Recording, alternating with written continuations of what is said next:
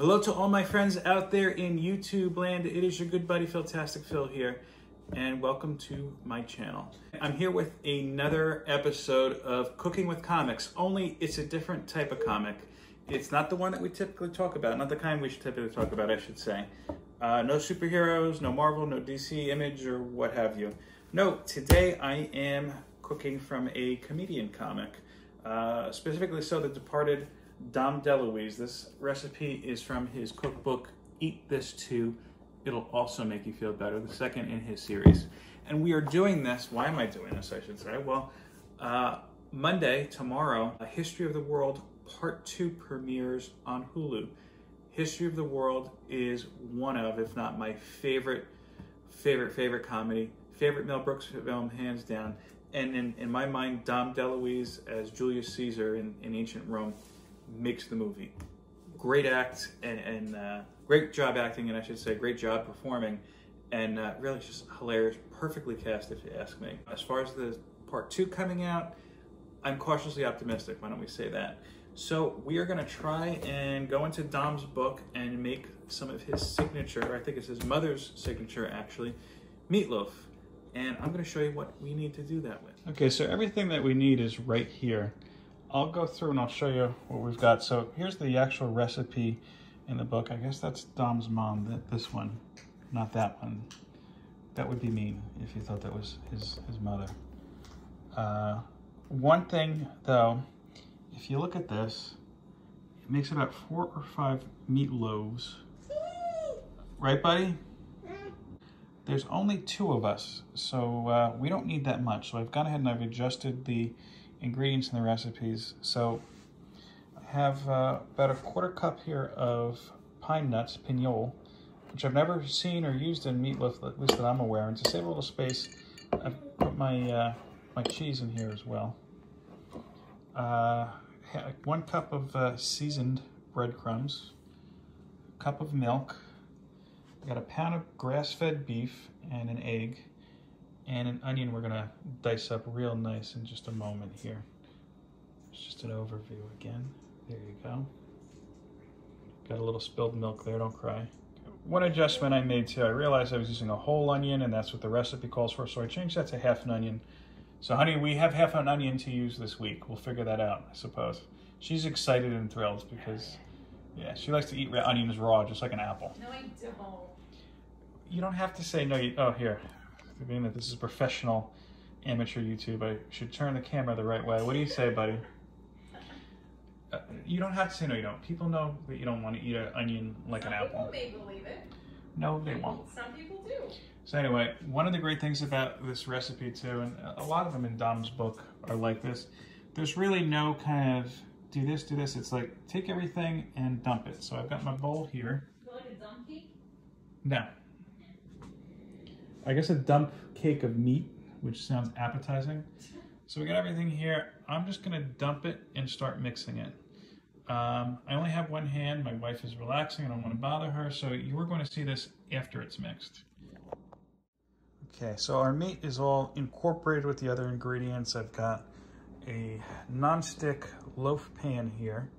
So now I'm just gonna go ahead and put that inside of this. And I think the beauty of this recipe is just the simplicity. This is nothing special, no frills, but the pine nuts, I guess, is something different, but let's give it a shot. Okay, so our meat is in the pan, ready and waiting while the oven heats up. The next step is to coat this with ketchup.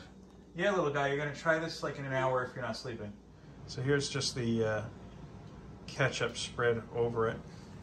And I was just saying, and my wife pointed out that I typically don't like to add ketchup. This recipe is a lot different than the meatloaf my mom makes. My mom, I guess, does it the Italian way, where you mix a little tomato paste in it, and I think she actually uses brown gravy, if I'm not mistaken. Not a pan like this, but I guess in this case the ketchup is needed to keep the meat moist and not dry it out. But we shall see it shortly. Still waiting for the oven here. Okay, the oven's ready, so it's going to be, excuse me, buddy. It's going to be baking for an hour at 350 degrees. So we'll use some time travel and see you in a bit. Okay, so our timer just is about up. I'm just going to let it sit for 10 minutes or so. Let me show you how it looks here. Yeah, so we ran the meat thermometer just in all 3 parts, just to make sure it is fully cooked. The ketchup was bubbling. I don't have the light on. Let me do that just to show you, just to determine if that's burnt around the edge. I hope it isn't. I think it's just the shadow. What are your thoughts, honey? It looks good. It smells really good. Yeah, It now, smells heavenly. typically growing up, whenever my mom made meatloaf, and again, this is not the same type of meatloaf my mom would make. And my mom would typically make it with mashed potatoes and corn. We didn't have any mashed potatoes. I didn't grab any. We didn't have any corn. We just got some rice, and I'm going to see what kind of greens we have to heat up real quick while this cools. Okay, so just an update. My wife did not trust me to use 2 forks to remove it, as many of the YouTube videos I looked up showed.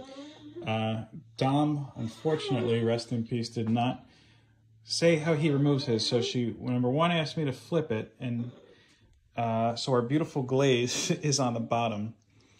And you know, even though this is a non-stick pan, we got some stickage going on here. So it kind of chewed up the top a little bit. I reassembled it. Fully to cool down. I waited over 10 minutes. It's still seeming piping hot in the bottom. I waited. Look, I waited over 10 minutes. So well, it still is hot. In the future, next time we do it, I guess we'll use parchment paper and hopefully. I suggested that. Well, right, it was my wife's suggestion, but she suggested that as I was taking it out of the oven. So we'll see how it tastes. Stay tuned. So presentation-wise, I'll say it doesn't look all that appetizing, and you know, when I was slicing it, it kind of fell apart. Doing a little bit of research. That is because I did not allow the breadcrumbs to incorporate with the liquid for very long, or maybe I needed more breadcrumbs, I suppose. This is kind of, I think, where Dom's recipe was a little bit lacking, but all things to note for next time. So we're going to do a taste test in a little bit, and we'll let you know. Our sides, we have the quinoa, brown rice. Anything else with that? I think that's it. Packet you get from wild rice. And wild rice. It's a packet you get from Target. Very affordable, easy to make, 90 seconds and you're done. And gonna have a lot of greens, so just grab some asparagus and seasoned it with a little bit of pepper. So the taste test, and you know, I cut 2 slices out. My first slice came out a little bit more firm. Again, I think that my issue would have been with the breadcrumbs incorporating. My wife says I didn't let it sit long enough, even though it sat for over 10 minutes. It has to be sitting more than that. Every online guide said 10 minutes. So because meatloaf is thick, so. Well, how's the taste? I like it a lot.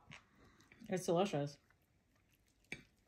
What do you like about the most? Now, what would you like different? The flavor, the seasoning, the fact that it's moist. It is very moist, I'll say that. That's what, I should have let it sit longer. What did you think of the addition of the sit in the crumbs longer, I'm saying? Maybe. I don't really know if that would have made a difference. I think the difference would have been letting it sit longer. Oh, I mean sit longer in the breadcrumbs. No, I know what you mean. I'm saying sitting longer in a loaf pan a little bit so it can get all the juices back where it belongs, so to speak. Okay, so scale of 1 to 10, how do you rate it? 8. 8. Now, just as a compare it to some of the other dishes that I made from comic cookbooks. We have the Thor lettuce cabbage wraps. How do you rate it compared to that? Completely different dish, though. Well, do you like it better or worse? I like it. Better or worse? I would say better. Okay. How about the Spider-Man wheat cakes? Well, again, completely different. Okay. Better or worse, though?